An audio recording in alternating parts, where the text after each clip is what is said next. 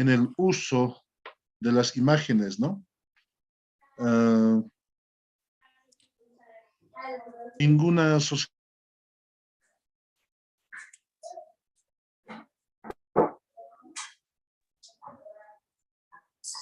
Se perdió el audio. Se ha silenciado sin querer.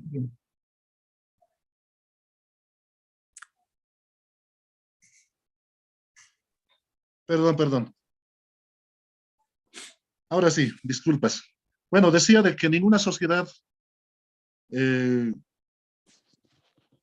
deja, digamos, de utilizar lo que es el recurso visual o la imaginería. Prácticamente en la historia de la humanidad, las imágenes han acompañado a los seres humanos y concretamente a las sociedades desde el primer momento en que el ser humano baja de los árboles a la tierra prácticamente. Entonces, imagínense, no sabemos exactamente la datación, pero son miles y miles de años que los seres humanos han empleado la imagen como un recurso para manifestar sus sentimientos, sus valores, sus conductas, pero más que eso, lo que llamaríamos las actividades, ¿no?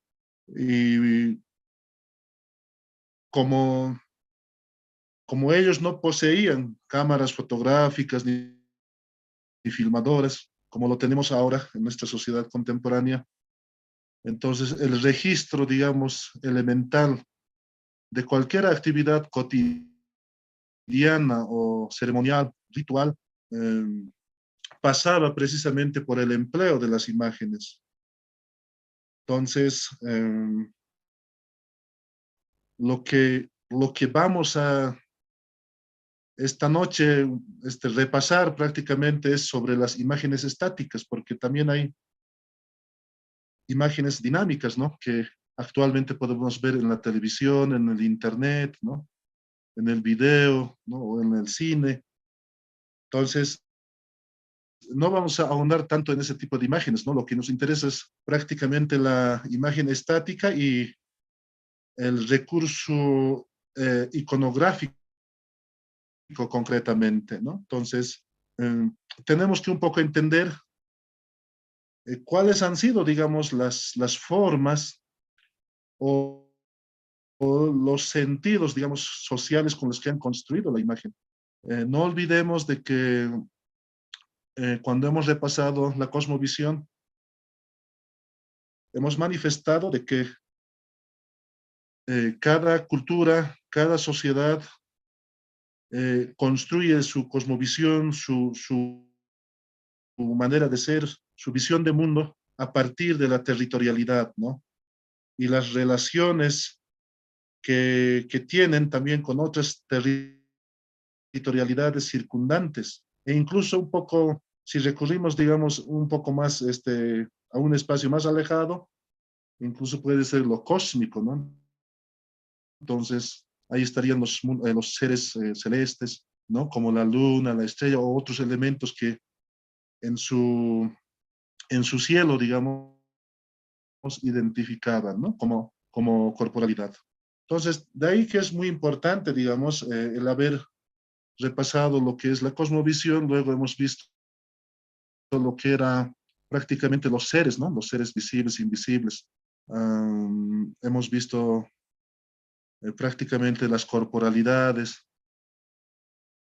Entonces, los mismos seres prácticamente de una u otra forma son trasladadas a su materialidad, ¿no? Y cuando digo materialidad, me refiero a la cerámica, a la textilería, a la orfebrería, a la cistería, ¿no? Entonces, cada uno de estos materialidades contiene imágenes, ¿no? Que muchas veces desde nuestra óptica occidental hemos considerado algo estético, ¿no? Lo cual no está mal tampoco, ¿no? Sin embargo, cuando vemos como algo estético o simplemente el arte, por el arte, como se dice, la belleza, en realidad puede ser por el color, por la forma, o por la interacción que tiene de una imagen con el otro. Entonces, cada ser humano, digamos, da un valor como esa, digamos, ¿no? A la iconografía que se manifiesta frente a nosotros. Sin embargo, lo que hay que puntualizar y subrayar concretamente es que cuando hablamos de arte indígena o nativo, nos estamos refiriendo prácticamente a la iconografía, ¿no? No tanto comparando con la escritura, ¿no? Muchos han pensado que la verdadera escritura estaría ahí y después que habría que descifrar, digamos, ¿no? Como la iconografía egipcia o maya, digamos, ¿no? Cada unidad social tiene su particularidad en cuanto a la construcción de las imágenes, ¿no? Entonces, en este caso, si hablamos del mundo andino, abarcamos un espacio muy amplio, Ya. diversas culturas. Entonces, Entonces, prácticamente, voy a venir, entonces le he dicho, si no, viene también a almorzar Topflet. por Ya. favor, Ya. compañera Paola, tiene que Ya. apagar su micrófono. Listo. Gracias. Eso nomás. Ya, Paola. Chao. Chao, chao. Bueno, decíamos que el universo andino es amplio, ¿no? Pero además aglutina varias culturas. Entonces, pero hay un patrón, digamos, recurrente en cuanto a su manifestación iconográfica, ¿no? Y eso, más que todo, la construcción de esa imagen, de esa iconografía, está basada precisamente en los referentes o en los modelos naturales en este caso, ¿no? No es raro, digamos, ver en algún aguayo, en algún manto, en un poncho, imágenes de aves, de felinos, de camélidos, ¿no? Entonces, hay una serie de referentes que son representadas sobre estas materialidades con el objetivo de significar algo. Pero ¿qué será ese algo? ¿No? ¿Qué será ese algo? En realidad, eh, la representación de ese algo es prácticamente la representación de un pedazo, digamos, de ese universo donde habita, ¿no? El ser humano y estos seres que permanentemente estamos mencionando. Entonces, prácticamente ahí nos muestra cuál es el lugar, el espacio, digamos, que ocupa el ser humano o los seres humanos dentro de esa amplia gama de seres, ¿no? Que son distintos al ser humano. Entonces, la imagen también muestra incluso corporalidades de seres visibles, ¿no? Muchas veces creemos que los seres de los seres invisibles, ¿no? Muchas veces creemos que los seres invisibles no son representables, no son materializables. Sin embargo, en la iconografía que vamos a observar un poco más adelante, vamos a poder evidenciar de que las corporalidades que entre comillas llamamos invisibles son visibilizados a través de la imagen, ¿no?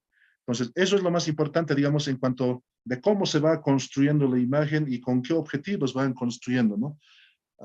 También podemos mencionar que hay imágenes que representan a la cotidianidad, pero también a la ritualidad. Sin embargo, esta frontera es muy ambigua y prácticamente se difumina, ¿no? Es decir, no hay un límite, digamos, exacto que nos muestre cuál es la imagen cotidiana y cuál es la imagen ceremonial o ritual, ¿no? Entonces, también vamos a repasar esto porque muchas veces arqueólogos, sobre todo, han visto que solamente las imágenes rituales estarían relacionadas con templos, con entierros o con algún tipo de ofrenda, ¿no? Sin embargo, hay otras imágenes que encuentran, digamos, en unidades domésticas o en su alrededor, entonces prácticamente lo relacionan con ese ámbito, ¿no? De lo doméstico, de lo cotidiano. Pero con la experiencia que ya hemos visto, y además la bibliografía que sustenta esto, es que las iconografías fluyen, ¿no? Tanto espacios domésticos como espacios ceremoniales, es decir, no hay límites para ninguno de estos tipos de iconografías, ¿no? Bueno, dicho esto, vamos a presentar, como siempre, nuestras diapositivas, y al final ustedes redondearán, tal vez con alguna duda, pero vamos a tratar de aclarar todo eso, ¿no? Entonces, vayamos, por favor.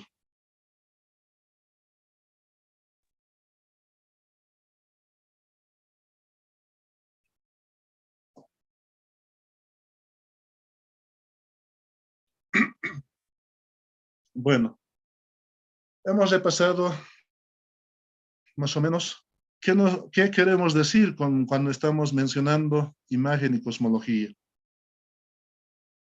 Quiero ir directamente a esta otra imagen que ven en su pantalla, ¿no? Del cuento a la realidad. El cuento del elefante en la oscuridad, relatado por el poeta persa Jalaluddin Rumi, ¿no? En 1207 a 1273. Prácticamente este cuento refleja de cómo interpretamos en realidad la realidad, perdón, valga la redundancia, la realidad, pero sin embargo, la vida misma, ¿no? Es decir, muchas veces sentimos, digamos, que hemos logrado identificar una cosa real o verdadera, digamos, ¿no? Pero sin embargo, eh, no siempre es así. Es decir, siempre hay una especie de susceptibilidad cuando no tenemos, digamos, frente a nosotros esa verdadera realidad que a veces pensamos haber identificado, ¿no? Entonces, esta imagen nos muestra precisamente eso, ¿no? Habían unos viajeros, ¿no? Que viajaban por un pueblo ahí en Persia, en la antigua Persia, y los pueblerinos, es decir, la gente del pueblo, nunca había visto la imagen de un elefante, pero además de eso, los viajeros han llegado a ese pueblo cuando ya estaba cayendo la noche. Entonces, todo el mundo estaba susceptible, estaba con dudas, estaban preguntándose, ¿no? ¿Quiénes habrán llegado? ¿No? Todo era un movimiento, digamos, de imágenes así oscuras, ¿no? Que estaban ahí. Eran los viajeros junto a sus elefantes, ¿no? Sin embargo, los del pueblo mmm, no han podido, digamos, discernir qué es lo que estaba en ese pueblo y quiénes iban a pernoctar ahí, ¿no? Entonces, prácticamente los pueblerinos, que eran 6, eh, quieren despejar la duda, quieren salir de la duda, entonces van, ¿no? Se acercan donde esas imágenes oscuras, ¿no? Entonces ahí en la oscuridad van tanteando, ¿no? Van tanteando porque era muy difícil, digamos, ver con la vista, ¿no? Tener una imagen clara o legible, digamos, ¿no? Entonces, cada pueblerino, en este caso, eh, va refiriéndose a la imagen, ¿no? Entonces, el primero, por ejemplo, dice, yo iré a ver qué es lo que está ahí. Entonces, toca la oreja, ¿no? Toca la oreja del elefante y dice que es un abanico. Entonces vuelve y avisa a sus compañeros diciendo que era un abanico. Pero no lo creen, ¿no? Va el segundo y dice, a ver, toca la espalda, ¿no? Toca la espalda y dice que es un trono, ¿no? es un trono. Vuelve a sus compañeros, le informa eso, ¿no? Diciendo de que es un trono. Pero los otros susceptibles no creen. Entonces va el tercero. El tercero toca la cola del elefante y dice que es una serpiente emplumada, ¿no? Pero los otros que todavía no han tocado, tienen dudas. Entonces va el cuarto eh, y toca las patas del elefante y dice que ha tocado columnas. Decía él que eran 2 columnas. Y eso es lo que informaba a sus compañeros, ¿no? Y va el quinto, pueblerino, ¿no? En este caso del pueblo. Entonces dice, toca la trompa del elefante y sus compañeros le preguntan qué es lo que había tocado o qué cosa era. Y él dice que era una pipa de agua, ¿no? Eso es lo que había tocado, dice. Y por último, el sexto, ¿no? El sexto pueblerino y el último toca los colmillos del elefante. Y dice él que había tocado un sable, ¿no? Un sable. Entonces, la pregunta es, ¿cuál de los 6 pueblerinos tiene la razón? ¿O quién por lo menos se ha aproximado, digamos, al cuerpo del elefante? ¿Alguien de ustedes puede decir? Todos y ninguno. ¿Perdón? Todos a cierta parte, pero ninguno al mismo tiempo, porque no ha visto el todo. Exacto. Sí, exactamente. En realidad, solo han tanteado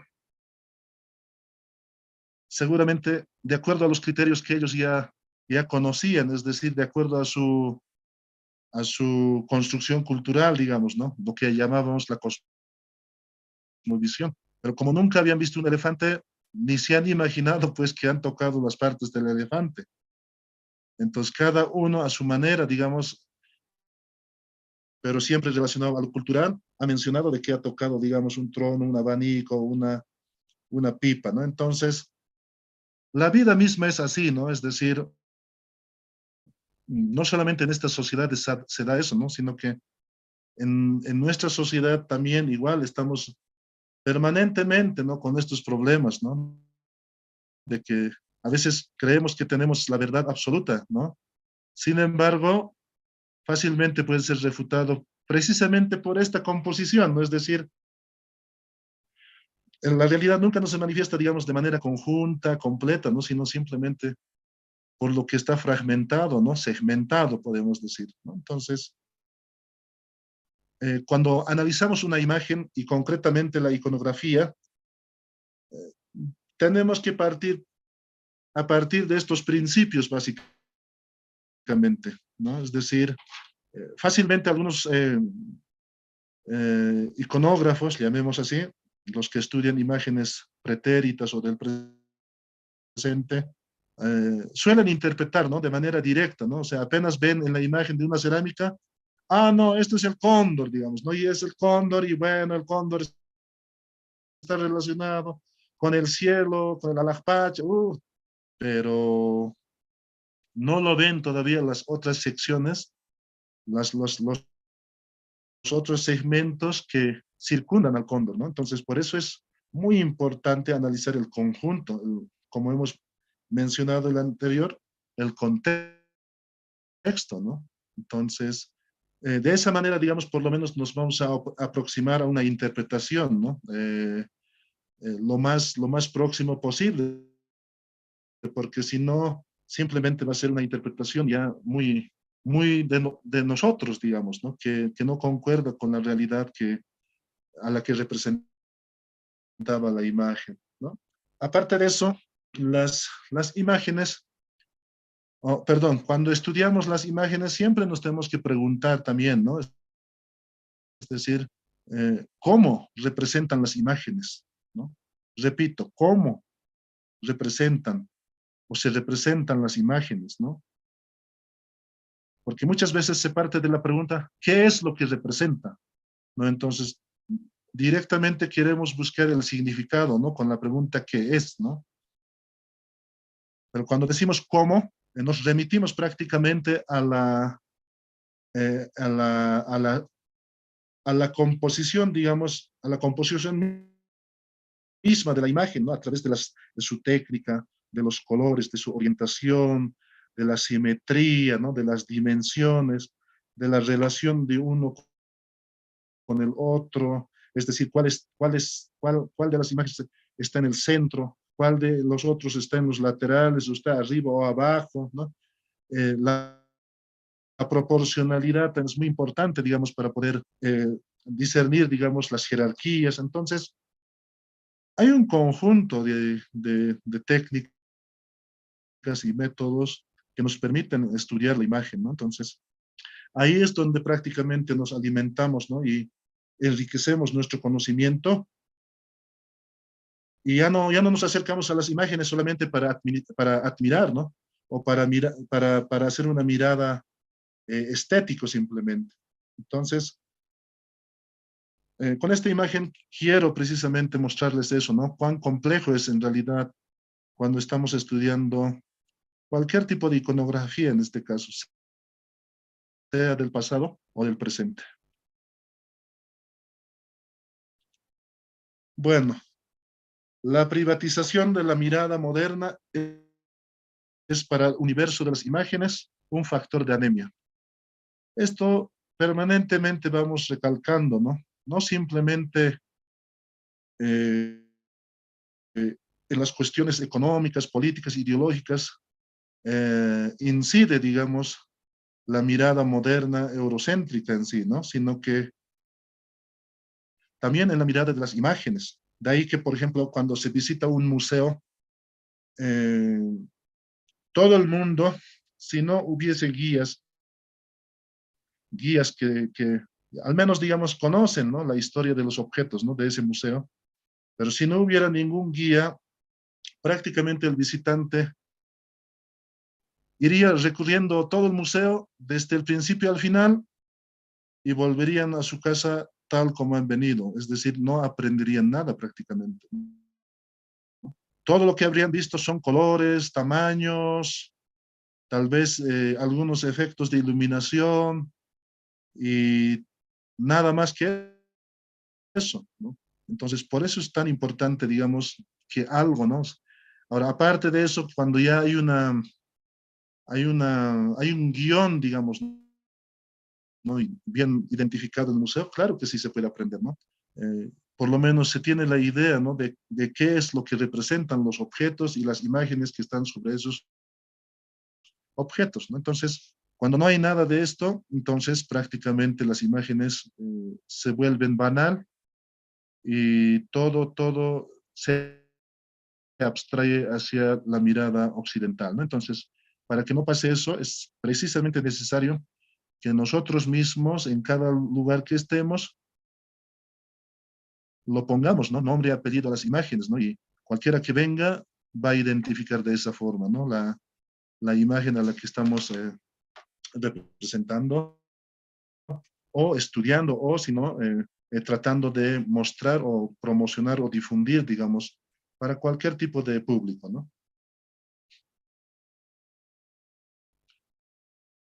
Bueno, una mirada sobre las miradas. El arte volátil, ¿no? El arte nace funerario, renace inmediatamente muerto bajo el aguijón de la muerte. Esto prácticamente se complementa con lo que acabamos de decir, ¿no? Es decir, lo que hace el arte es justamente el contexto, ¿no? El contexto en donde se produce, ¿no? Y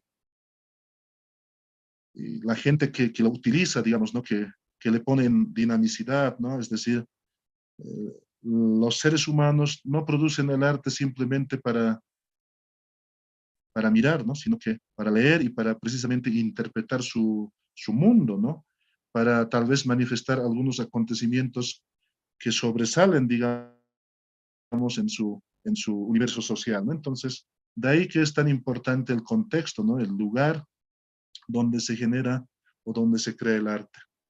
En este caso, cuando se pierde el contexto o cuando el arte se lo extrae, digamos, de su contexto, llevándolo o exiliándolo a otro lado, prácticamente pierde todo el sentido, ¿no? Y ahí sí solamente va a ser ya un objeto de adorno, será pues una decoración más, digamos, en el espacio donde ocupa.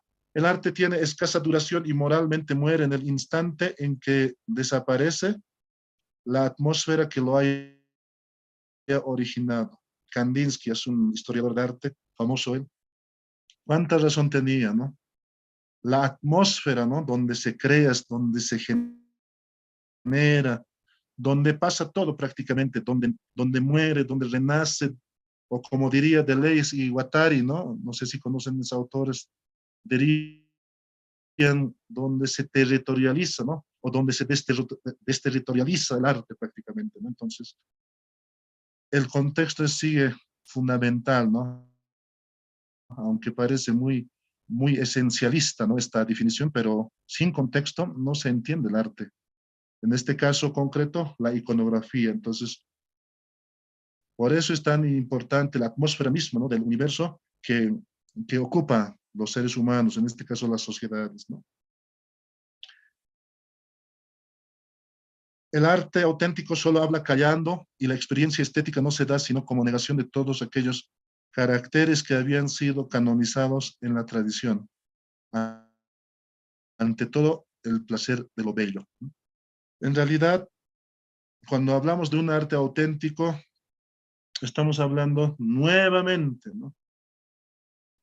De un arte que tiene vida, un arte que está destinado para algo y que la continuidad de su vida, digamos, entre comillas, de este arte, se garantiza a partir de generaciones, ¿no? Es decir, por el significado, ¿no? que tiene para esa sociedad. Pero cuando no trasciende, digamos, generaciones, un tipo de arte simplemente lo disfrutas un día, una semana, ese arte prácticamente muere en lo bello, ¿no? Prácticamente es volátil por eso, ¿no? Es momentáneo, es temporal, ¿no? Muy pasajero en sí. Entonces, yo creo que eh, el consumismo, digamos, de nuestro tiempo también nos muestra, ¿no? Claramente, ¿no? Como no solamente el arte, sino todos los objetos prácticamente tienen valor por un solo día, por horas, ¿no? Tienen su ciclo de vida y mueren y no tienen nada, o sea, no tienen otros usos para nada. Entonces, eso se convierte en una acumulación de chatarra, y ya sabemos, ¿no? Es decir, prácticamente toda una ¿no? Toda una acumulación de cosas que prácticamente contaminan el mundo y bueno, toda la historia que ya sabemos. Entonces,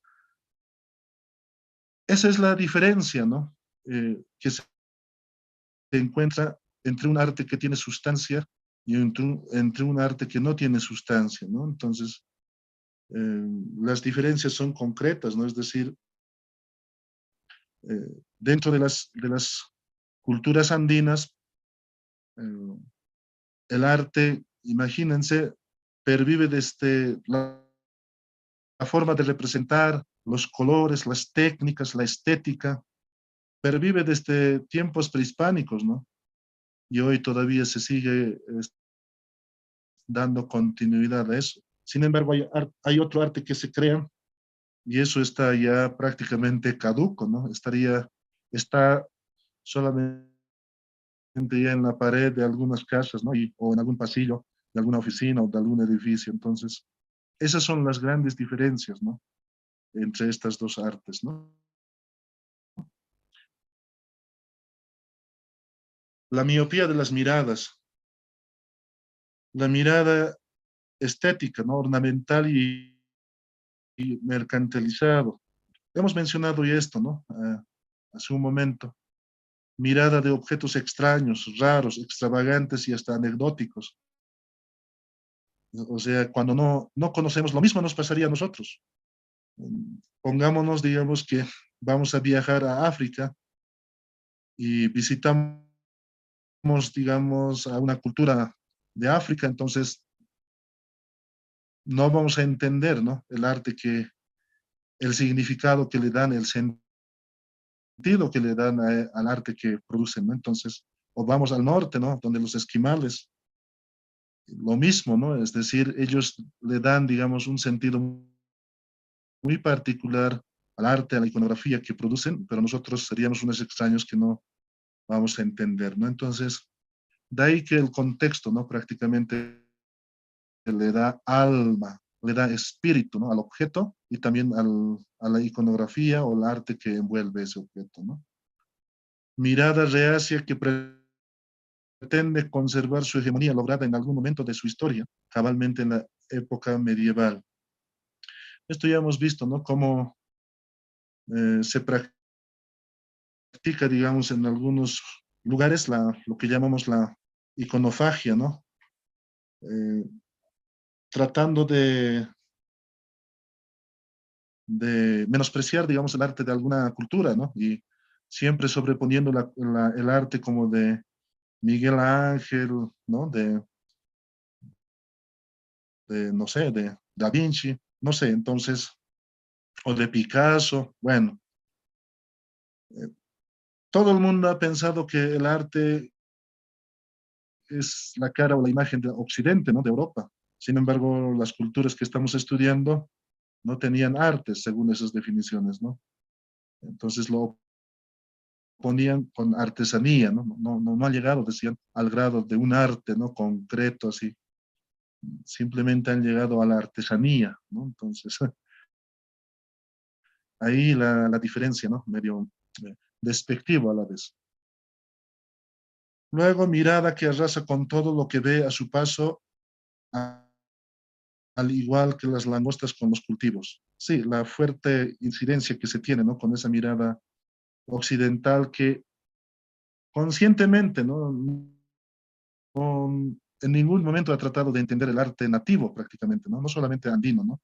Sino que de todas las culturas nativas, ¿no? Entonces, si hablaríamos de la historia, digamos, de quienes por lo menos han empezado a reivindicar, sería muy largo, ¿no? Y uno de ellos es Franz Boas, por ejemplo, un antropólogo que por primera vez reivindica el arte primitivo, así se llama su libro también, el arte primitivo, ¿no? Y a partir de ese momento, poco a poco se va reforzando esta tendencia de estudiar la imagen nativa y dar pues su verdadero lugar, ¿no? Prácticamente el lugar que representa, digamos, en comparación con el arte occidental, ¿no? Bueno, entonces, todo lo que hemos repasado, los demás son parece que redundantes, pero bueno, nos está mostrando de que el arte nativo se conoce hoy por hoy como, como un arte híbrido, se conoce como un arte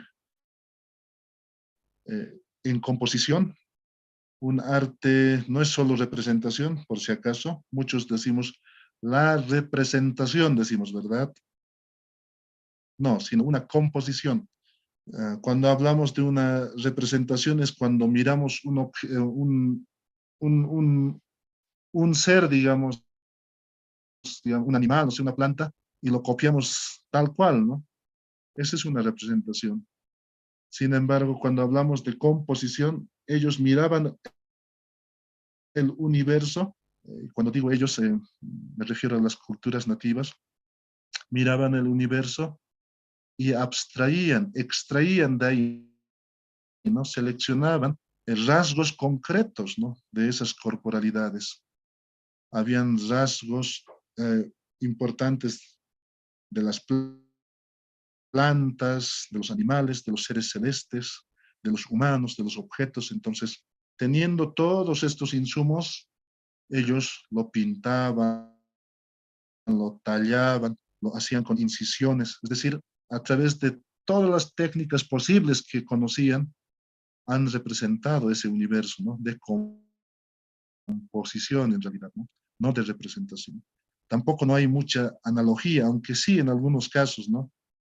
Pero hay más representación, perdón, más composición, ¿no? Entonces, más adelante vamos a ver esto también, ¿ya? El objetivo, comprender que las sociedades andinas del pasado y presente ven que el cosmos está poblado de seres corporificados, por lo que sus soportes materiales están envueltas con imágenes de esos seres visibles e invisibles, ¿no? Es muy importante repasar esto nuevamente, ¿no? Esta imagen que habíamos visto en la segunda sesión, los habitantes de este universo, ¿no? Seres visibles y seres invisibles. Las imágenes que vamos a ver ahora, sea del pasado como del presente, se basan prácticamente en estas corporalidades, en estos seres. Hemos identificado humanos, animales, plantas, artefactos, ¿no? Y por otro lado, los seres invisibles. Entonces, no hay, digamos, un límite, ¿no? Muy rígido, digamos, entre lo que es visible y lo invisible, ¿no? Entre lo que es lo espectral o lo material, ¿no? Sino que hay una complementación, ¿no? De ahí tal vez hablamos, digamos, de un universo complementario, ¿no? Recíproco, mutuo en las sociedades andinas. Porque no solamente se, se acude, digamos, a lo que es lo material, ¿no? Sino permanentemente se está acudiendo a lo invisible.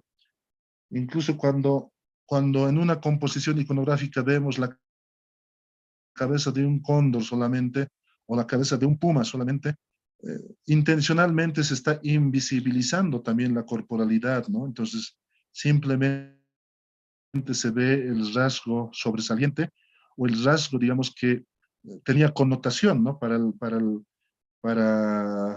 la persona y el grupo que estaba representando esa imagen, ¿no? Entonces, es muy importante ver cómo incluso un rasgo puede remitir a una corporalidad, ¿no? Es decir, la cabeza del puma remite al puma, obviamente, ¿no? Pero sin que contenga la parte faltante, ¿no? Que es el cuerpo.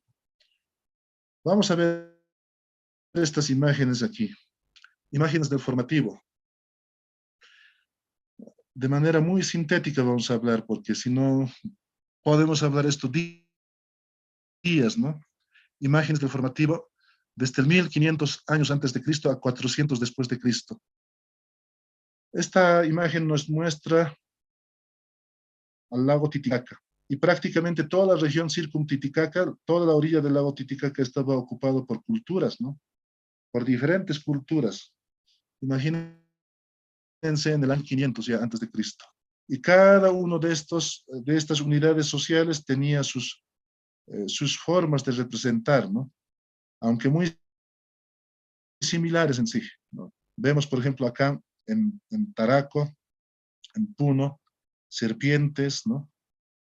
Y bueno, eh, algunas formas parecidas a los camélidos. Luego vemos acá en Juli también, el lado peruano, esta imagen, digamos, antropomorfa, pero que tiene estos costados, las serpientes. Luego vemos lo que es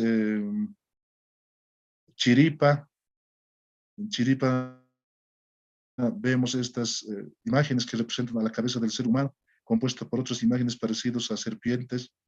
En Tiwanaku, en Mocachi, bueno, en Santiago de Huata, en Arapa, el lado Perú. Es decir, todo un conjunto de imágenes, ¿no? Que están expresando eh, el sentido, ¿no? Que le estaban dando los que componían estas imágenes, ¿no? Pero además de eso, las imágenes son, pues, imágenes, ¿cómo llamaríamos? Imágenes que congelan actividades en el tiempo, en el espacio y en el tiempo. Cualquier actividad que se ha realizado de modo dinámico, ¿no? Está congelado en estas imágenes también. Es decir, si sacrificaban la cabeza, digo, si cortaban la cabeza de un ser humano para, para realizar una ofrenda, entonces se registraban estas cabezas, imagínense aquí, en en estas imágenes que vemos de Chiripa o de Mocachi, ¿no?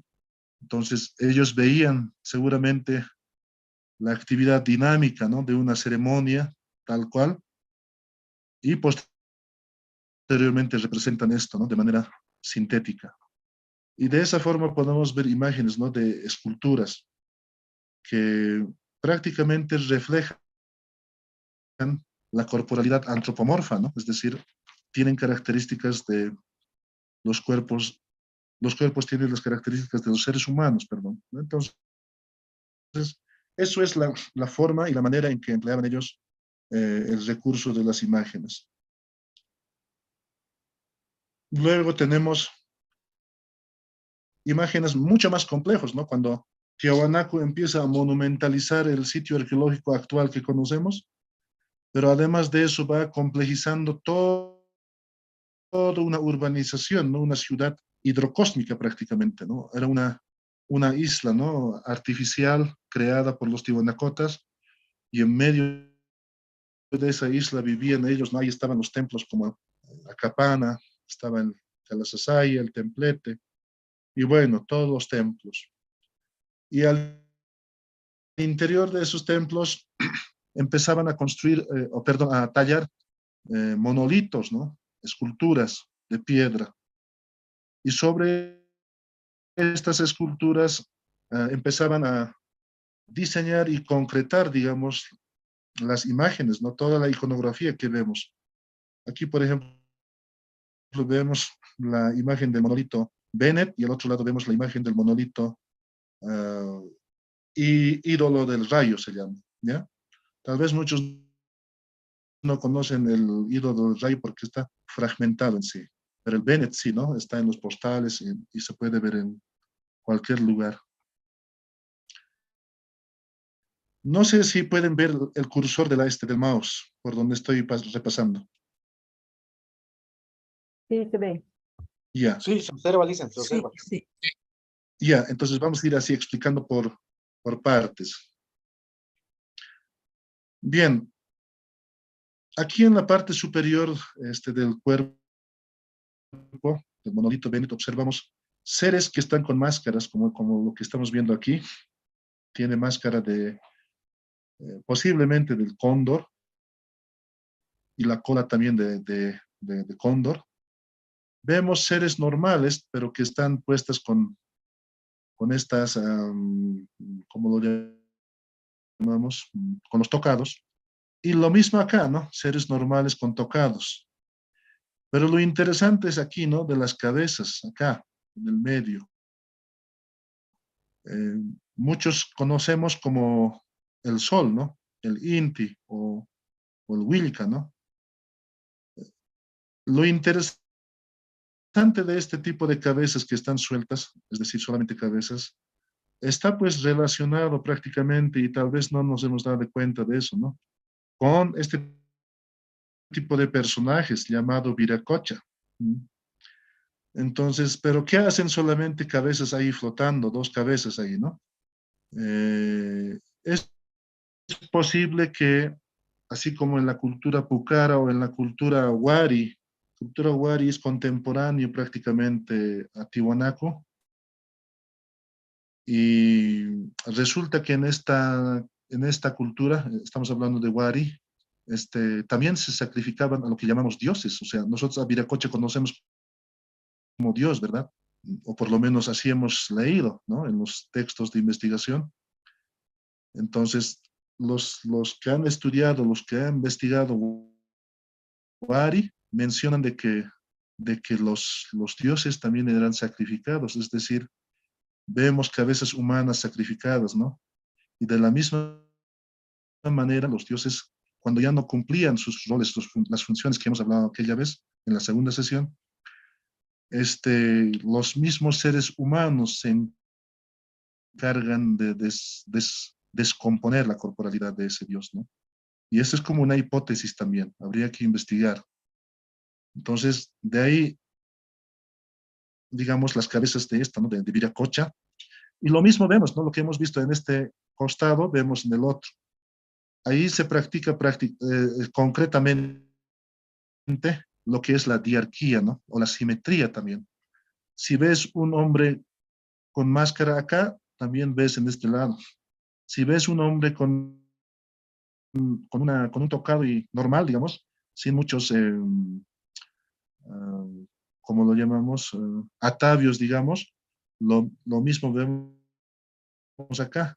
Entonces, todo es dualidad, ¿no? Estos son dos, estos hombres de aquí también son dos, estas imágenes intermedias, que son geométricas, también son dos, este ser de acá también con estos son dos, y el sol, que llamamos, o la cabeza de la Viracocha, también es dos, ¿no? Entonces, de ahí es donde se ha observado, digamos, la diarquía, ¿no? Prácticamente la dualidad, como conocemos también, ¿no? Entonces, esa es una de las manifestaciones que se va recurrentemente, ¿no? Repitiendo aquí, en la parte inferior. Acá vemos un vaso ceremonial, posiblemente para realizar las libaciones con la chicha o con la cusa. Y en este lado observamos la tableta de rapé. ¿Ah? La tableta de rapé es un pequeño instrumento que utilizaban para poner momentáneamente los politos, así lo llamo yo, los polvos, es decir, las semillas que molían de la huilca, de la ana delantera, y lo ponían en este frasquito, en este recipiente, y de ahí empezaban a consumir con los tubos, ¿no? Posiblemente los seres que están agarrando aquí no son siquiera los bastones de mano, ¿no? Como muchos han interpretado, es posible que sean los tubitos para absorber, digamos, esos polvos de la ana delantera en este caso, ¿no? O la huilca, como se conoce. Ahora, cuando hablamos de estas plantas mágicas o plantas maestras, no tendríamos que analizar desde nuestro punto de vista actual, ¿no?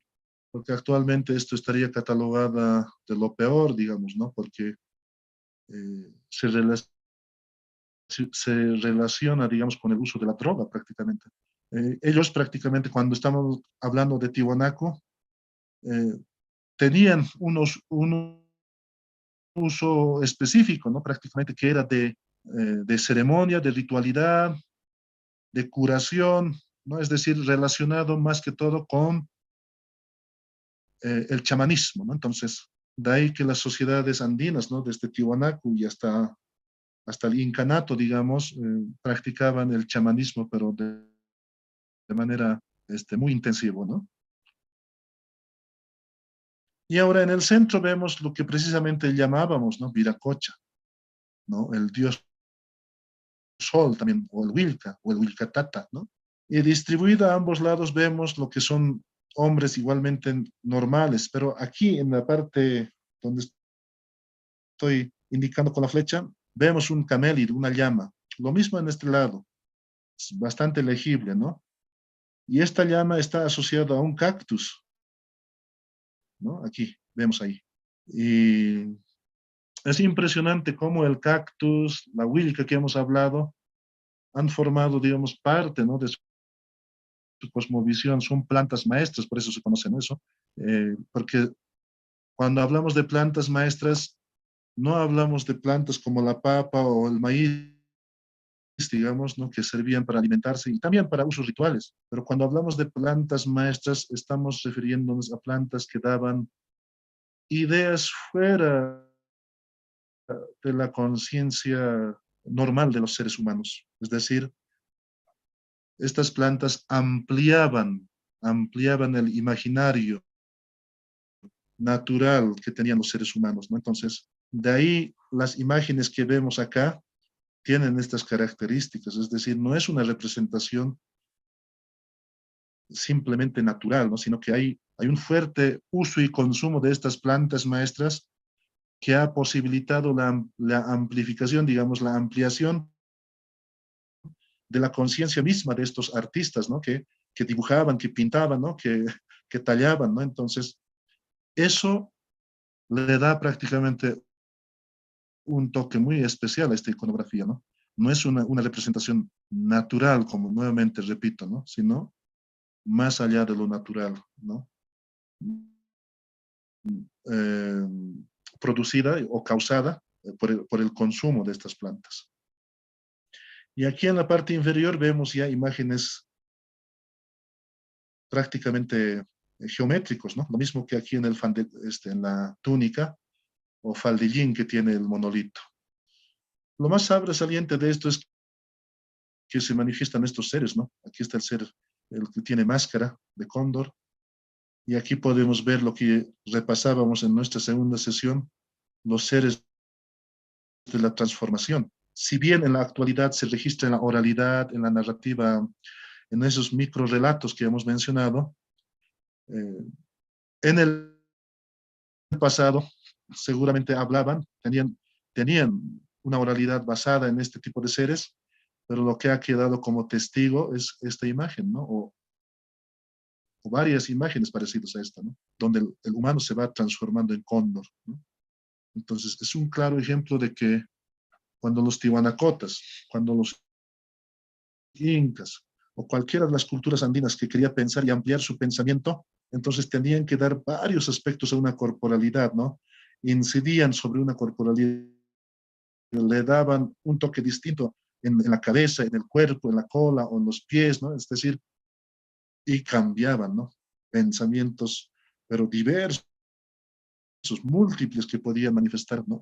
De manera simultánea también a la vez. Entonces, eso era el, el, el, el don, digamos, de haber creado estas imágenes, ¿no? Aquí tenemos el mismo sol y aquí un personaje muy raro que muchos arqueólogos lo relacionan con el caracol, pero bueno, no sé si es caracol, ¿no? Por la forma de la nariz, ¿no? Y lo mismo en este lado, ¿no? El monolito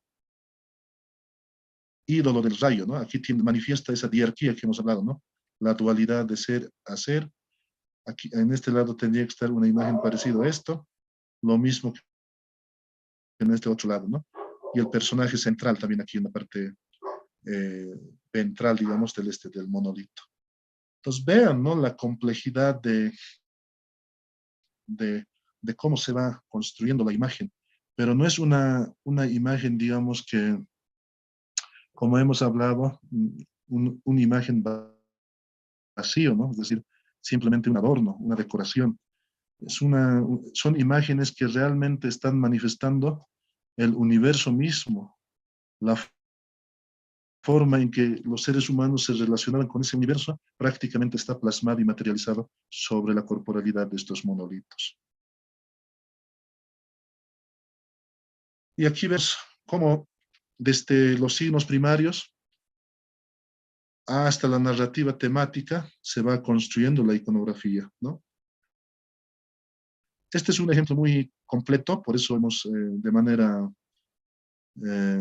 intencional, yo diría, hemos seleccionado esta imagen porque nos enseña mucho, ¿no? De cómo se construye la iconografía en las sociedades andinas.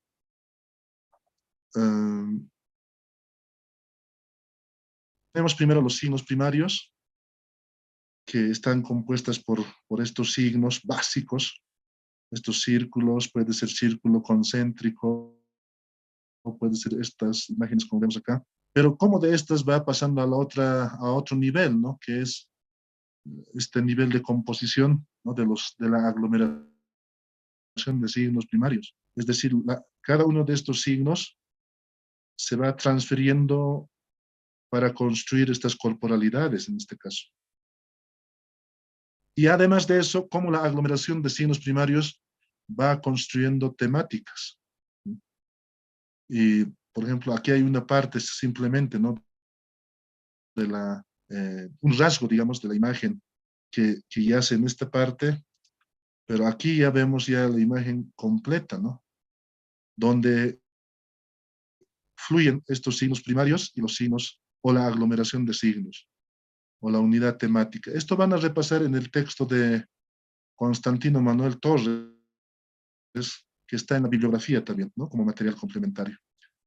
Entonces, de las unidades temáticas se convierte en una narrativa temática, lo que acabamos de ver hace un momento con el monolito Bennett. Entonces, estos son los pasos, digamos, básicos, ¿no? De cómo se concebía, de cómo se diseñaba una imagen, ¿no? Entonces, de ahí cómo se convierte en una unidad temática y luego en una narrativa, ¿no? La narrativa temática sería, digamos, si hacemos una comparación con una enciclopedia, ¿no? Es decir, donde se guardan prácticamente todos los acontecimientos cotidianos y ceremoniales en sí, ¿no? La vida misma, ¿no? De la gente que representa estas imágenes. Tenemos las imágenes de la cultura inca de 1100 a 1532 después de Cristo. Fíjense, la misma complejidad que el de Tiwanaku o que del formativo, ¿no? Sin embargo, cambian las modulaciones en sí, ¿no?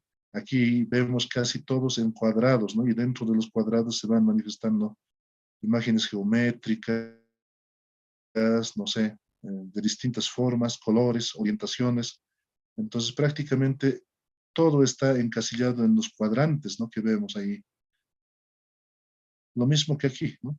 Entonces, lo que cambia es el formato, ¿no? De, de cómo se modula la imagen. Pero el contenido, la temática casi es lo mismo, ¿no? O sea, es decir, casi hay un patrón recurrente desde el pasado hasta el presente en las culturas andinas, ¿no? De representar aves, animales. Porque claro, es lógico, ¿no? Porque la fauna andina, la flora andina no ha cambiado, ¿no? Desde tiempos de Tiwanaku. Es más, claro, se ha agregado más bien, ¿no? Con la colonia, árboles y animales, pero sigue la llama, sigue el cóndor, sigue el zorro. Entonces, solo cambia por eso la forma en que modulan las imágenes, ¿no? Pero las temáticas y las narrativas se mantienen. Lo mismo acá en los vasos podemos ver, ¿no? Las guacamayas con las flores, los insectos, ¿no?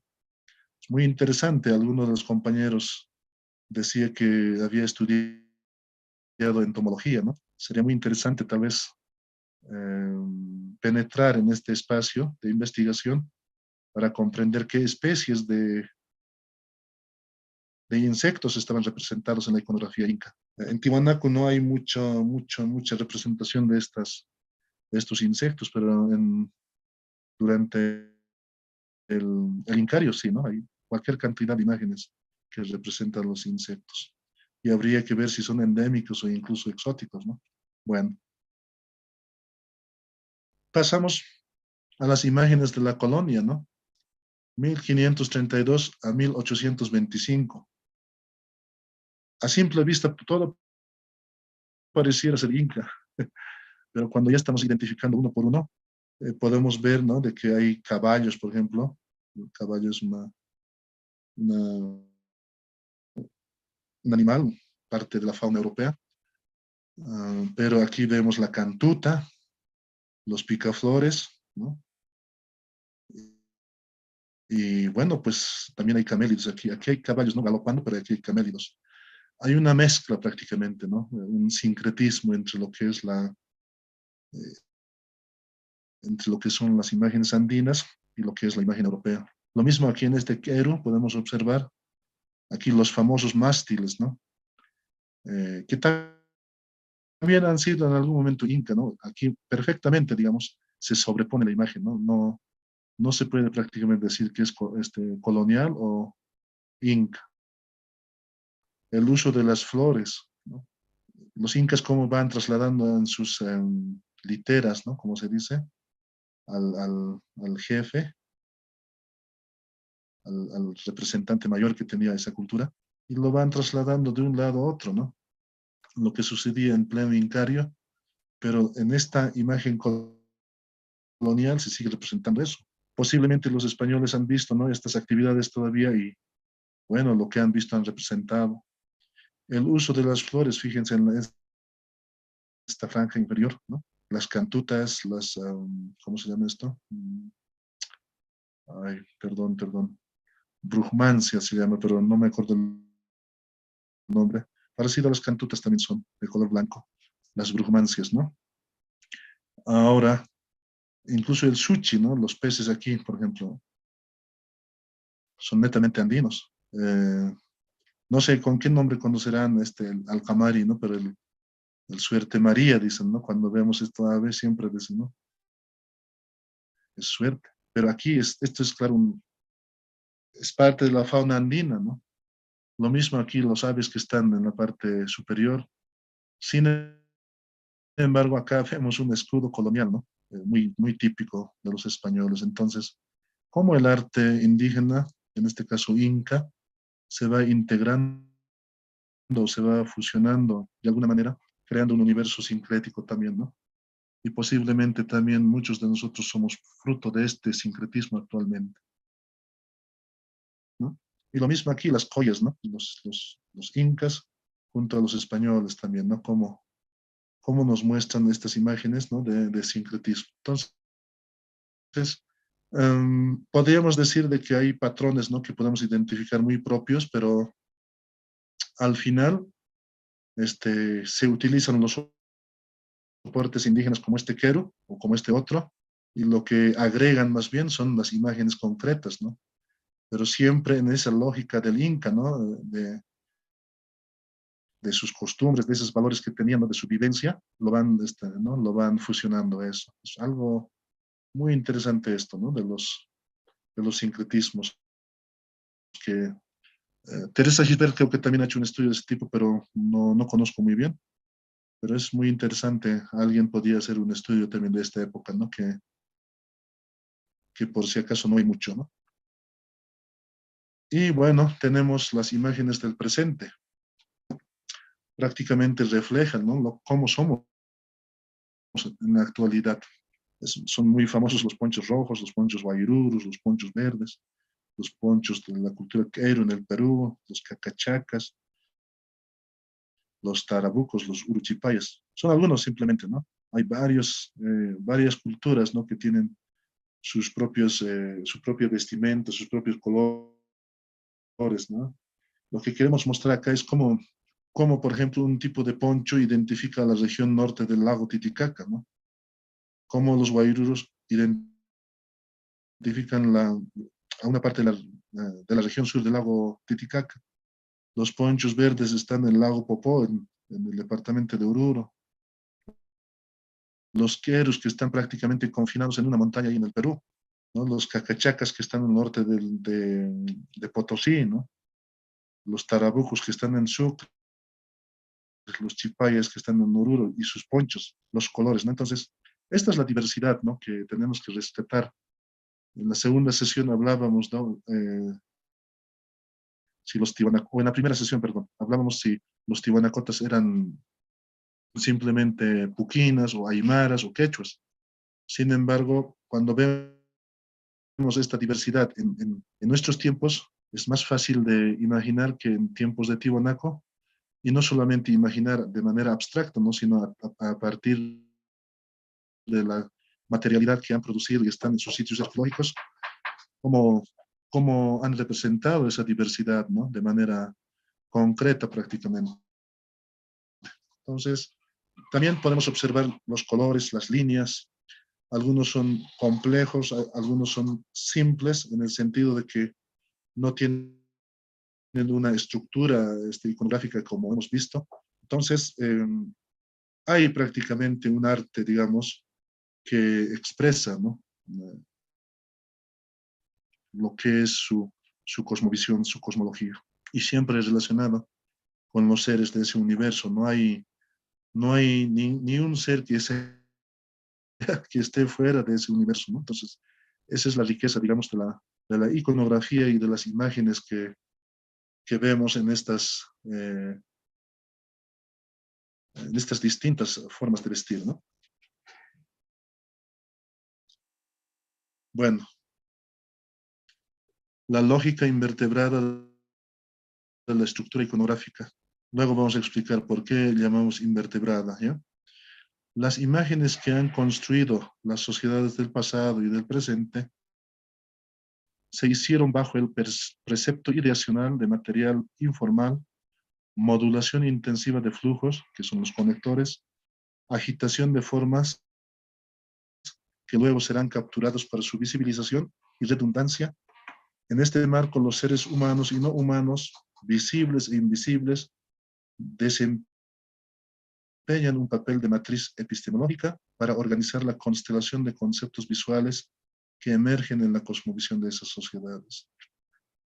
Cuando hablamos de invertebrada, prácticamente nos estamos refiriendo a lo maleable, a la fluidez que tienen estas imágenes. Como hemos visto en la iconografía tiwanacocha, desde los signos primarios, la aglomeración de signos, las unidades temáticas, hasta llegar a las narrativas temáticas, vemos cómo fluyen, ¿no?, los rasgos importantes, digamos, de cualquier ser, ¿no?, sea de las plantas, o sea de los animales, o sea de los seres humanos.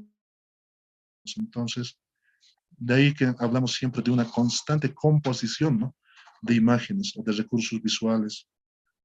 Ahora, además de eso, cuando hablamos de la lógica invertebrada, estamos hablando de que nada no es fijo en sí, ¿no? Si bien tienen que representar, digamos, un ejemplo, al Señor de los Báculos, con un formato muy particular, pero nunca nos vamos a observar al mismo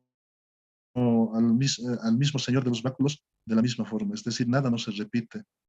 No hay producción en masa, como podríamos decir. Cada uno tiene su particularidad cuando hablamos de iconografía. No solamente de eso, cuando vamos, por ejemplo, cualquier rato vamos a visitar a Tiwanaku o cualquier otro sitio arqueológico en el Perú, por ejemplo, el famoso Cusco o Sacsayhuamán o Pucara, de la misma manera, los ingenieros, digamos, de esa época tallaban las piedras, pero de manera muy particular. Cada piedra merecía una labor muy particular, ¿no? Ninguna piedra se repite como el ladrillo o como el adobe, es decir, no tenían obviamente moldes para la piedra, para producir las piedras de la misma forma, del mismo tamaño. Entonces, por eso hay piedras, incluso cuando se les rompía un pedazo, entonces tenían que cortar como el queso. Y tenían que incrustar de manera exacta, ¿no? Para que simule, digamos, el lugar y que la fachada del muro eh, sea, digamos, presentable. Entonces, imagínense los muros que han levantado en Tiwanaku, ¿no? La primera hilera, la segunda hilera, ninguna no tiene la misma medida, las piedras no tienen la misma medida. Entonces, cada una de esas piedras ha merecido nomás una intervención precisa, particular, ¿no? Individual, como se puede decir, ¿no? Entonces, no hay producción en masa. Y lo mismo sucede pues con la iconografía. No hay en producción más, no hay copias. Si bien son bien parecidos, digamos, en lo que llamamos el contorno, muchos artistas le llaman el contorno de oclusión. Si el contorno de oclusión es muy similar entre una, dos, tres imágenes, pero la estructura interna es totalmente distinta. Y eso ustedes mismos pueden poner en ejercicio, ¿no? En algún momento, si a alguien les interesa estudiar la iconografía, pueden poner en ejercicio de que ninguna imagen se repite, por más que el contorno de oclusión aparenta mostrarnos imágenes similares, ¿no? Bueno, vayamos con las implicancias ontológicas de la imagen. La primera implicancia ontológica es: las sociedades andinas tuvieron y tienen como su fuente de inspiración a los seres naturales que son visibles e invisibles. El segundo, las imágenes producidas y reproducidas por las sociedades del pasado como del presente materializan sobre la multiplicidad de sus soportes el diálogo entre todos los seres del universo. Eso es lo que hemos visto en Tiwanaku y hemos visto en las últimas imágenes, ¿no? De los incas y de las imágenes del presente también, ¿no? Prácticamente hay un diálogo, ¿no? Entre diferentes seres, pero no representan, como hemos dicho, simplemente como nosotros catalogamos en la actualidad, ¿no? A un animalito, a una planta, a una persona, no, sino que el rasgo, ¿no? El componente importante, digamos, de cada corporalidad es la que se sumaba, ¿no? En la construcción de la imagen. Y eso es lo que realmente tenía significado, ¿no? Y contenido para ellos. No, otros historiadores de arte lo llaman agencia, ¿no? Son imágenes, ¿no? Que tienen mucha agencia, mucho contenido en sí, ¿no? Es como si en esas imágenes se estarían sedimentando las historias, ¿no? Una tras otra. Pero además son imágenes que muestran la realidad de manera simultánea, o perdón, muestran varias realidades de manera simultánea. Eso también es realmente algo sorprendente, ¿no? No están mostrando solamente una cosa, ¿no? Sino que, por ejemplo, en la espalda del monolito hemos visto seres, ¿no? Plantas, hemos visto animales, ¿no? El sol, como hemos mencionado, entonces están mostrando de manera simultánea distintas realidades también. Por último, tenemos la tercera, ¿no? Los rituales micro o macro, ¿no? O sea, sean chicos o grandes, del pasado como del presente, muestran y o visibilizan como una de sus experiencias más significativas que aglutinan varias artes expresivas. ¿Y cuáles son esas artes expresivas? El iconográfico, musical, coreográfico, para renovar el contrato cósmico. Es decir, el arte también tenía una función, ¿no? Especial, que era el de acompañar a los muertos, el de acompañar a los seres prototípicos, y es que el arte, ¿no? También tenía que representar la corporalidad, digamos así, de esos seres que eran catalogados, entre comillas, como dioses, ¿no? Cuando hablamos de estos seres prototípicos.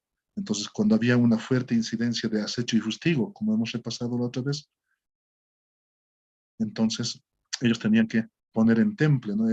Prácticamente una imagen del chamán que podía fácilmente interceder, digamos, para poner en equilibrio los contrastes que había en ese momento, ¿no? Entonces, de esa manera se generaría o se promueve lo que es el contrato cósmico, ¿no?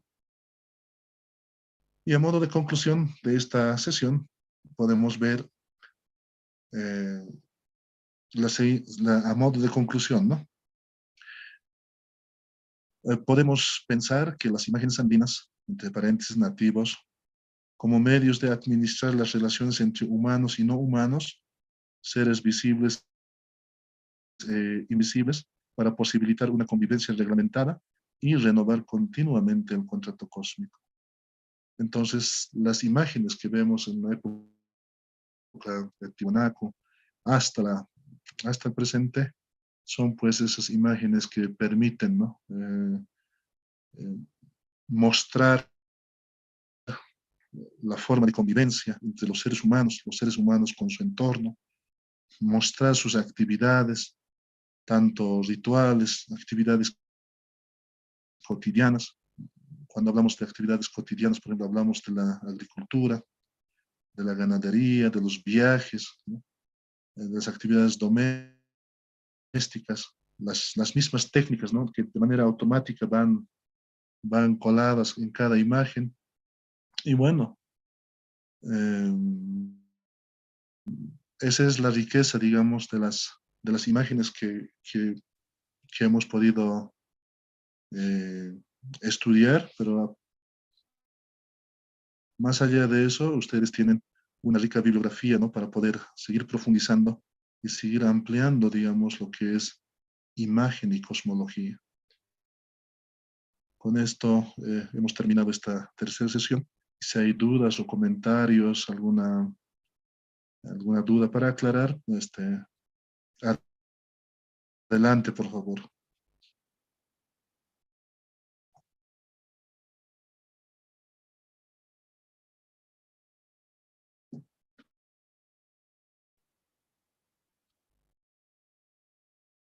Hola, hola.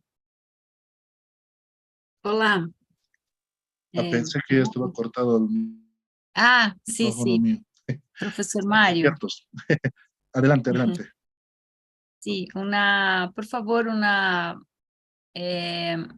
sería más así, una forma de repasar, cuando más al comienzo usted habla de la representación y de la composición. Y entonces esto me quedó así un poco más, tengo más necesidades de comprender la diferencia, porque me parece que la representación no es así el principal. Lo que es principal sería la composición. Exacto. En realidad, los historiadores de arte, incluidos los antropólogos de la imagen y los arqueólogos también de la imagen, lo llaman representación iconográfica, ¿no? Pero si realmente profundizamos y sabemos cómo hemos visto la composición, o sea, es decir, la estructura, la microestructura de la imagen, nos damos de que no solamente no es parte de una sola representación, es decir, no representas lo que estás viendo, ¿no? Es decir, no estás haciendo una copia, aunque hay algunas imágenes excepcionales, ¿no? Que representan eso, o que muestran ese concepto de representación, ¿no? Pero la mayoría de las imágenes es parte de la composición, es decir, cuando estamos hablando de composición, estamos haciendo énfasis en cómo el compositor, el iconógrafo, llamémoslo así, ha extraído rasgos de distintos seres, de aves, de peces, de anfibios, de plantas, de humanos, de objetos. Entonces, con estos rasgos empieza a fabricar una corporalidad, muchas veces que no existen siquiera en la realidad, es decir, es una construcción cultural prácticamente basada en estos rasgos. Entonces, por eso hemos mencionado una composición antes de llamar representación, porque se compone, claramente dice el nombre, ¿no? Y no solamente se Sí. representa. Y también porque más así también en el comienzo de la presentación usted destaca la parte del contexto, porque no es simplemente una imagen, por ejemplo, de un cóndor, porque esto está en un contexto, o sea, ritualístico, o sea, cotidiano, pero eso también es importante, porque no se está hablando de una imagen separado. Es eso que me quedó también como algo que es importante. Estamos hablando de algo que está inmerso, está haciendo parte de algo que no puede no estar en la imagen, pero está en el contexto. ¿Sería así también? Sea Ah, un animal o algo más así complejo, como una composición de diferentes partes de diferentes lugares, animales, etc. absolutamente de acuerdo. Estaría En por ahí. realidad, ¿no? Aunque no estaría representado en una imagen, digamos, sobre un soporte material, pero ese cuerpo, el cóndor en este caso, fluye en la oralidad, es parte de la oralidad de la narrativa cotidiana, es parte del avistamiento cotidiano, digamos, de los seres humanos. Entonces, el hecho de que no esté en alguna materia no significa que eso no era parte de ese contexto, ¿no? Pero además de eso, la ritualidad, ¿no? Así como lo cotidiano, no tienen límites tampoco, ¿no? Es decir, Sí. muchas veces, hay esos muros, digamos, ¿no? Que te muestran lo cotidiano como aparte y lo ritual como otro, ¿no? Pero no, aquí prácticamente es muy, se difumina, como se dice, es decir, se complementa prácticamente. Entonces, Sí. ningún ser, No hay una frontera, ¿no? no No hay hay un una límite. frontera. Así. Exactamente, Ujú. exactamente.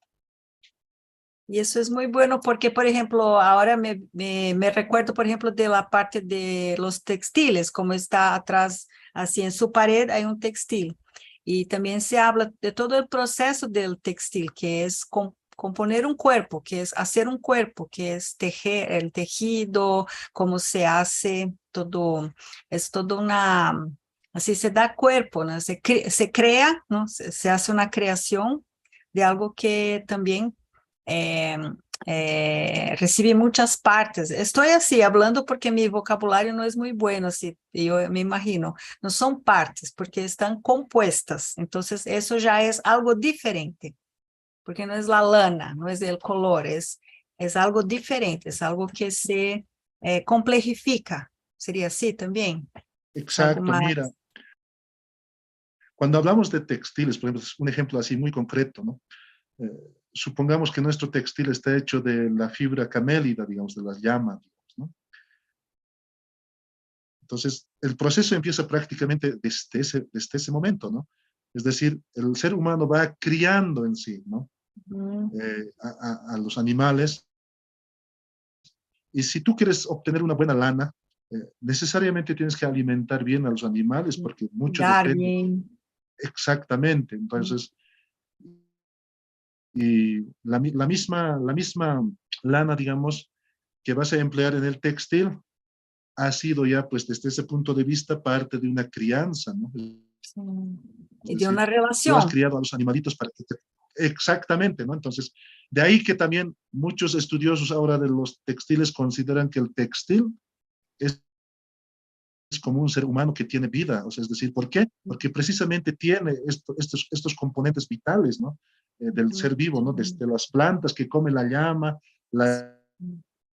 misma y el ser humano, cómo va componiendo en sí, ¿no? El textil a partir de estas vitalidades en sí, ¿no? Sí. Bueno.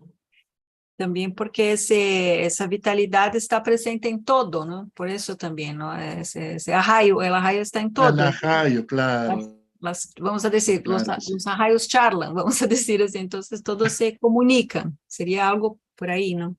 Exactamente, Sí. exactamente. Gracias. Bueno, no, más bien a ti las gracias, Mónica. ¿Algún otro compañero? Compañera. Buenas, sí, una pregunta. No sé qué datos se tiene sobre la huipala, porque sí hay bibliografías que sí hablan de huipalas presentes en la cerámica de Tiahuanaco, Nazca, Incaica y otras bibliografías que hablan sobre la huipala con un origen español, ¿no?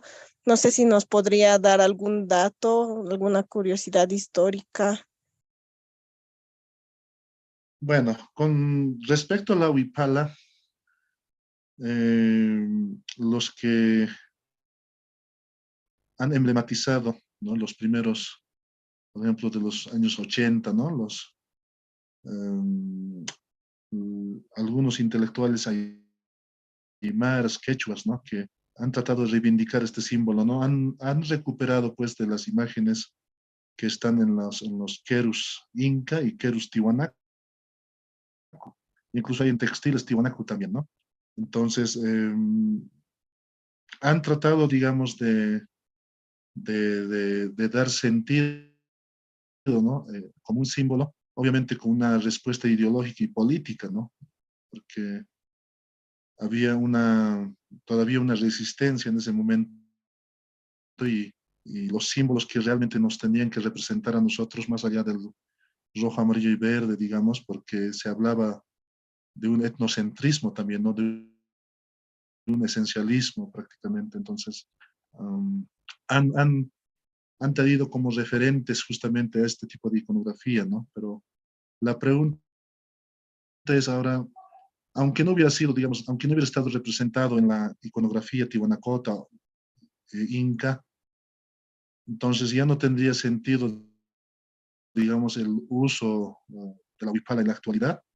Entonces, muchos cuestionan, ¿no? En ese sentido, ¿dónde está el carácter milenario? ¿Dónde está de que los indígenas tenían su bandera, ¿no? Entonces, pero eso lo ven siempre desde un punto de vista muy ideológico y político, ¿no? pero materialmente está ahí. Si hacemos una analogía, lo que decimos, está ahí, ¿no? Está en la iconografía prehispánica, ¿no? Entonces, pero ahora, además de eso, lo que más valor y sentido le da al Wipala, no interesa, digamos, ya a partir de esto, o sea, de cuándo se ha originado, es el sentido de apropiación. Es decir, hay millones que se identifican con este símbolo, o sea, ni siquiera son miles. Entonces, ahí el carácter, digamos, de que la Wipala es prácticamente incuestionable ya como símbolo, ¿no? Y bueno, muchos dirán que no es así, pero el sentido de apropiación, ese es ahorita ¿no? Lo elemental, lo fundamental. Porque si nadie se apropiaría de ese símbolo, sería un símbolo que no tiene sentido prácticamente, ¿no? Pero no es así, ¿no? Hay mucha gente que se ha apropiado de ese símbolo.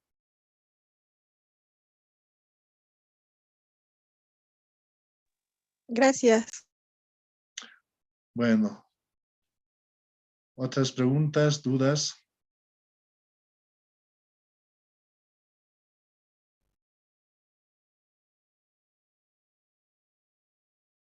¿Algún comentario?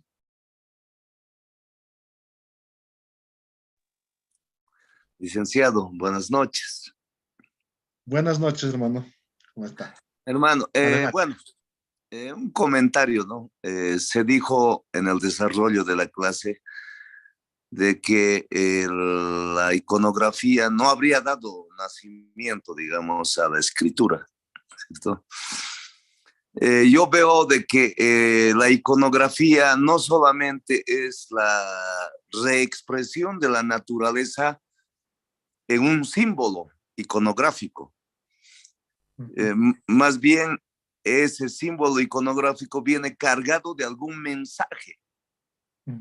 Y eso estamos viendo en la cultura, digamos, en los, no sé si mal creo que se dice ruinas, son restos arqueológicos donde se ve a la víbora, por decir.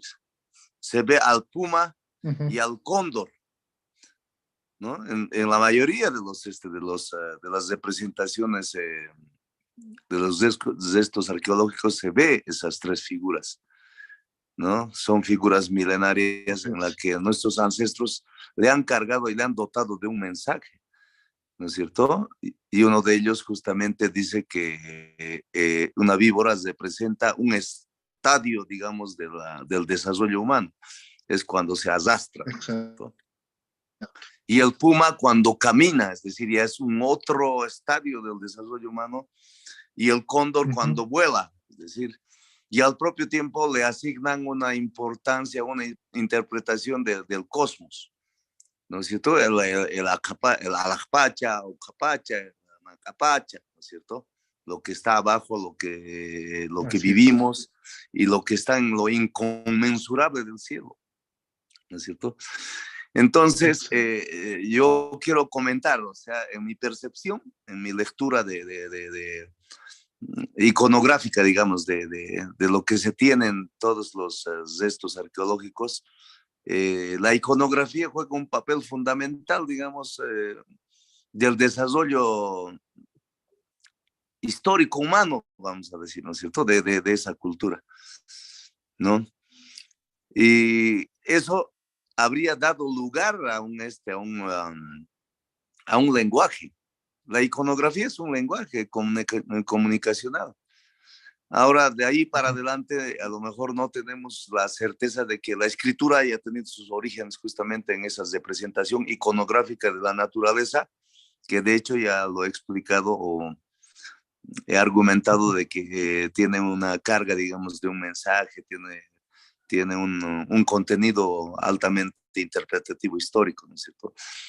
Pero en mi percepción, la escritura a lo mejor no solamente es de expresión, es decir, viene de la expresión iconográfica, porque de esa manera es que se ha llegado a un lenguaje comunicacional. Digo esto porque he tenido la suerte de ir, yo vivo en Cochabamba, pero como lugar turístico, y muchos pensamos que Toro Toro es parte de Cochabamba. No, es el norte de Potosí, está más cerca de Cochabamba, es evidente eso.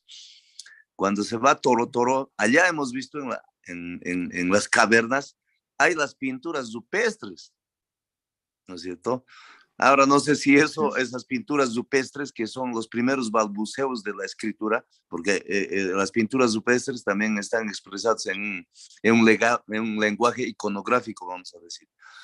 Y quienes han estudiado las pinturas rupestres, las que han sido halladas sobre todo en España, ¿no? Aseveran de que es a partir de las pinturas rupestres que se habría originado, digamos, no como arte, sino como lenguaje comunicacional, es decir, la escritura. Y no, a lo mejor no, eso no corresponde, digamos, a un desarrollo de cultura ancestral, ¿no? Sino más bien del desarrollo de la cultura de la humanidad, porque Toro Toro, si lo visitamos, es algo interesante. Es la enciclopedia abierta al mundo y lo tenemos acá en Bolivia, ¿no es cierto? Pero tenemos otros escenarios geográficos y me llama mucho la atención, y creo que los estudiosos también siempre centran su atención y su estudio en los restos arqueológicos de Tiwanaku, ¿no? Y sostienen de que en la Puerta del Sol, por ejemplo, se encuentran figuras jeroglíficas, ¿no es cierto? Y cuando hablamos de es decir, de figuras jeroglíficas, estaríamos hablando de la escritura, inclusive remontándonos a culturas, digamos, de otras latitudes como los griegos, ¿no? Entonces, mi comentario es ese, pero mi cuestionante, ¿no? ¿Será que es a partir de esta representación iconográfica que se va desarrollando la escritura, hermano Mario? A ver, muy consistente, ¿no? Su comentario prácticamente. Nadie duda de que la iconografía es un lenguaje visual, en este caso, ¿no? De comunicación. Tiene tanto contenido que puede ser, o sea, puede contener diversas temáticas, ¿no? Pero yo hacía referencia de que los investigadores, ¿no? Querían asociar directamente con una escritura, pero además a una escritura de tipo occidental, ¿ya? Que conocemos por las sílabas, ¿no? O sea, querían interpretar de esa forma. O sea, no necesariamente una escritura tenía que reflejar, o sea, tiene que convertirse en ese tipo de escritura, ¿no? Entonces, lo que estamos viendo en las imágenes de Tiwanaku, de los incas, es una composición, como hemos dicho, pero de imágenes que están llenos de mensajes. De ahí hemos hablado de agencia incluso, ¿no? Es decir, es difícil de interpretar, en muchas ocasiones es difícil de interpretar. En algún momento yo, estando todavía en la secundaria, había visto las letras tiwanacotas, ¿no? Es decir, el cóndor creo que equivalía, no sé, a la letra A, el puma equivalía a la letra, o sea, no comparto esa parte, digamos, pero de que sea una escritura, totalmente de acuerdo. Es decir, es el inicio, digamos, de las manifestaciones culturales de la humanidad en sí. Entonces, totalmente de acuerdo, ¿no? O sea, es una escritura, así, en esa misma lógica de la cultura, o cualquiera que sea la cultura, y bueno, pues, y es un medio de comunicación potente, obviamente, ¿no? Y quizás la única más potente que las otras, ¿no? Porque permite almacenar, permite guardar, ¿no? Permanece en el tiempo, ¿no? Y no es como la oralidad que se nos escapa ya mañana pasado, ya no tenemos, ¿no? Entonces, de ahí que incluso estas imágenes serían también como depositarios de la memoria, incluso, ¿no? Entonces, es realmente impresionante, ¿no? La imaginería que han generado las culturas. Totalmente de acuerdo, hermano, en eso, ¿no? Solo, como te digo, no estoy de acuerdo cuando lo quieren convertir al cóndor en letra A, al puma en B, en la serpiente, no sé, en eso, ¿no? Nada más. Claro. Gracias, hermano. Gracias. Sí, no, a ti más bien, por aclarar. ¿Alguien más tiene alguna pregunta, duda, comentario también? Buenas noches. Quería consultarle lo siguiente. Cuando usted hablaba, por ejemplo, de los ponchos o también las aguas, Sí, usualmente las autoridades originarias aymaras actualmente tienden a utilizar lo que son los ponchos, como usted indicaba, por colores. Y sí, también existen gráficos en estos ponchos, ¿verdad? No tan así elaborados es. como de la cultura teanahuacota, pero llevan en ahí, por ejemplo, cóndores, llamas, alpacas. Incluso se ve que también llevan ya gráficos católicos, ¿no? Apóstoles, ¿no? Santiago, que es bastante bien conocido, San Salvador. Entonces, lo que quería preguntarle es, ¿de qué manera uno tiene que representar correctamente la vestimenta de una autoridad? Utilizando sobre todo animales, como son la llama, el cóndor, todo eso, o es que también ya es válido utilizar, mezclarlo con la religión católica y utilizar apóstoles, digamos, ¿no? Como Santiago, por decir, o sea, ¿es correcto lo que se va llevando, se ha mezclado lo que es la cultura católica con la aymara? Bueno, muy buena pregunta. En realidad, tiene mucha razón cuando dice, ¿no? En tiempos de Tiwanaku vemos, ¿no? La representación tan compleja, ¿no? De la serpiente, del puma, del zorro, del titi, es decir, de un sinfín de seres, ¿no? Porque ellos tenían, pues, en su mano las técnicas, tenían los materiales a su alcance, la misma oralidad seguramente, claro, transmitía este tipo de imágenes, es decir, entre la imagen y la oralidad ha debido prácticamente fluir de manera nítida. Lo que en la actualidad se ha perdido es eso, ¿no? Es decir, solamente se mantiene la oralidad y ya se ha perdido lo que es la técnica, la materialidad, incluso en muchos lugares ya se ha sintetizado, o sea, hay materiales sintéticos, en este caso, importados de China, de otros lados, ¿no? Entonces, quieras o no, las sociedades son tan dinámicas, pero así sea una tela china, así sea un material que venga de la India, pero el valor cultural, el sentido sigue siendo andino, ¿no? Esa es la diferencia. Muchos dirían que al cambiar ya de material, al cambiar de diseño iconográfico, ya también han cambiado, digamos, de lógica de pensamiento, pero no es así, ¿no? Sino que simplemente estos materialidades lo utilizan para codificar, ¿no? Es decir, lo adoptan a sus propios códigos, ¿no? Entonces le dan el sentido mismo, ¿no? Que emana de la comunidad o de un pueblo en este caso. Ahora bien, presentan hasta autos, ¿no? Hasta hay edificios, hay, como dices, santos, vírgenes, no sé. Hay muchas imágenes y eso es lo que precisamente ya en las sociedades contemporáneas también se refleja, ¿no? En todo, en la religión. Estamos atravesados con todo eso, ¿no? Entonces, es como estar galopando en dos caballos en este momento, ¿no? Uno en el caballo andino, en otro tal vez en el europeo, ¿no? Pero es así, o sea, de ahí que yo quisiera sintetizar esto en un sincretismo prácticamente, ¿no? Es decir, creo que no hay modo de escapar, ¿no?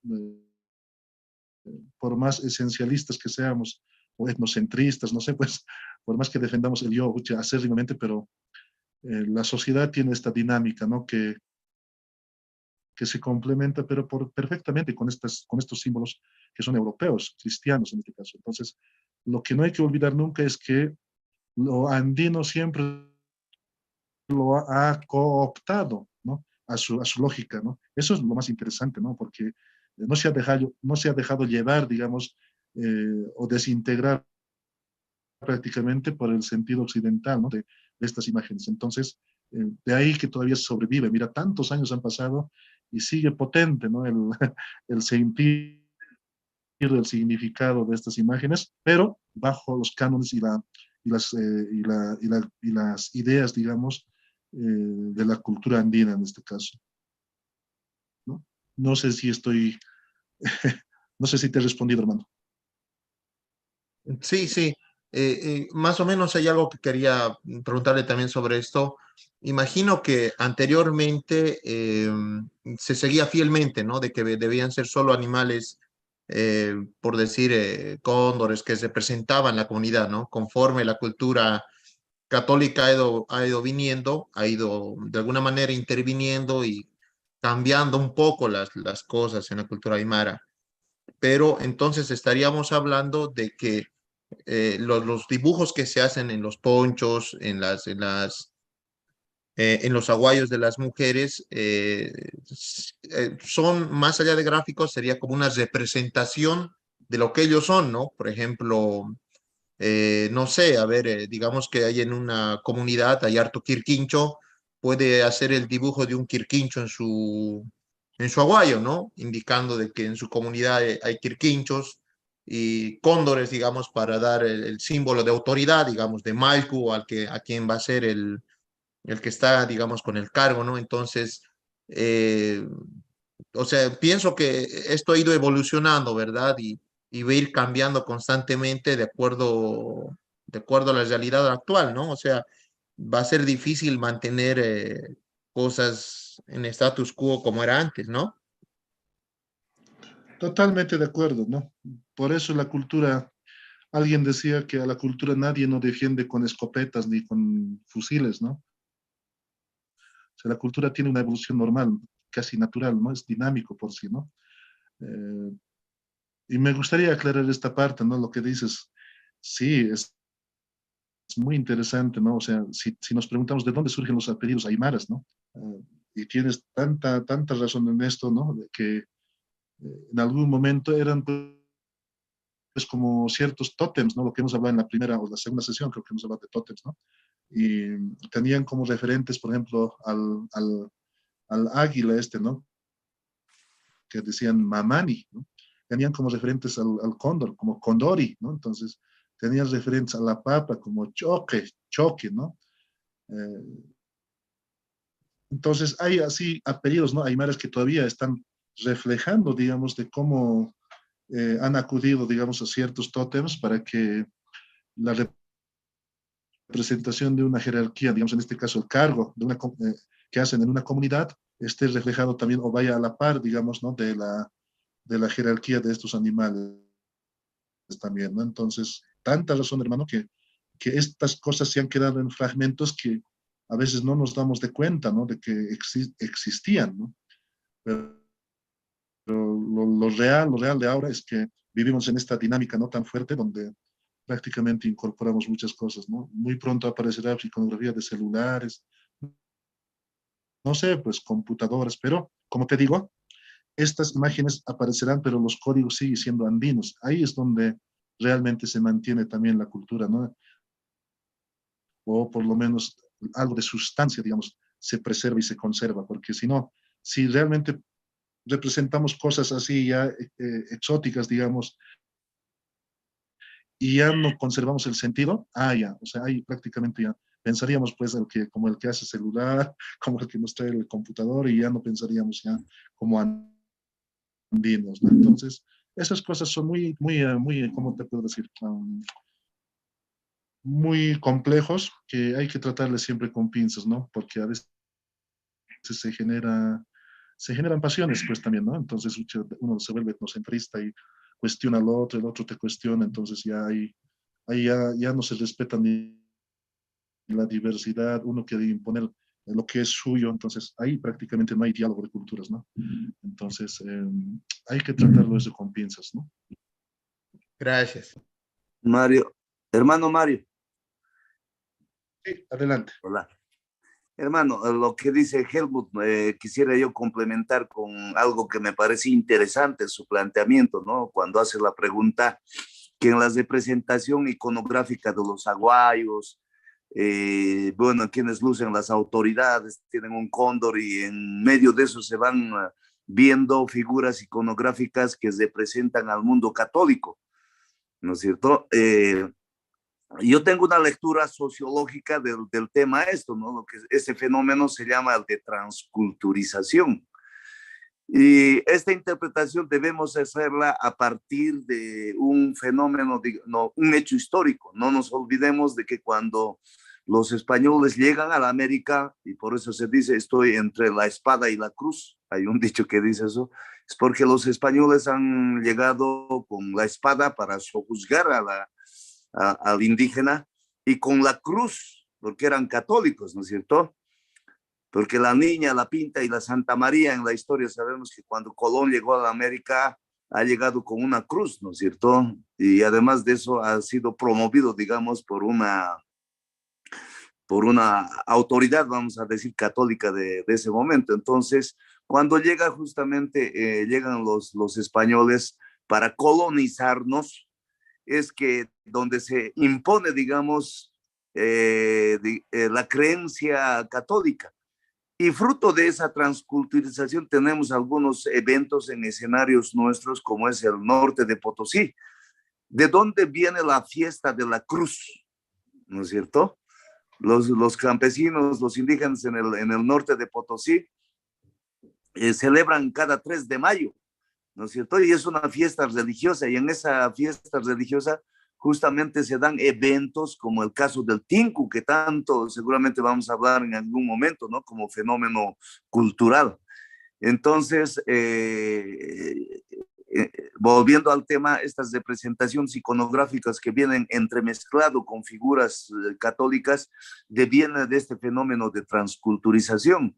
Y lo que usted acaba de decir, o lo que se comentó de que esos aguayos que hoy en día se hacen ya en Corea, en Japón, en Taiwán, ya vienen también transculturizados, ¿no es cierto? Pero de cualquier forma no se pierde la esencia andina, que es lo fundamental, ¿no es cierto? Tanto por su colorido, a lo mejor un poco desnaturalizado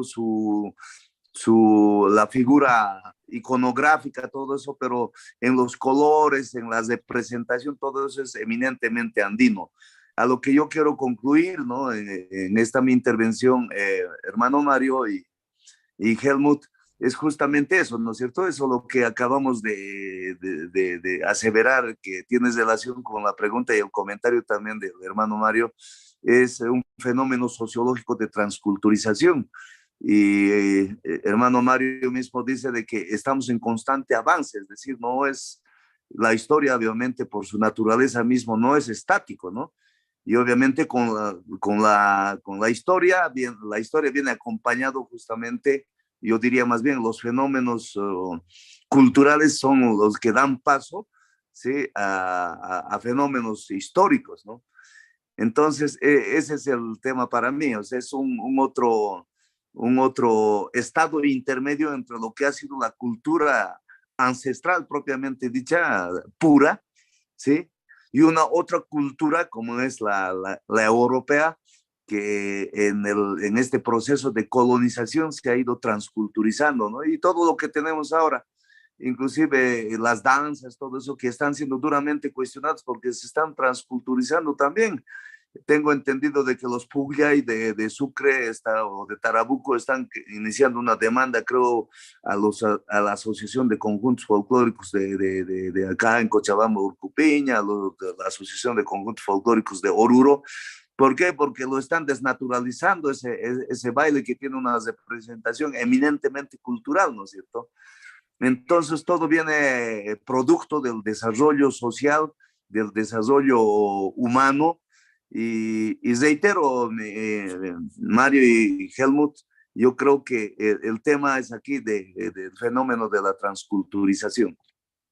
Gracias.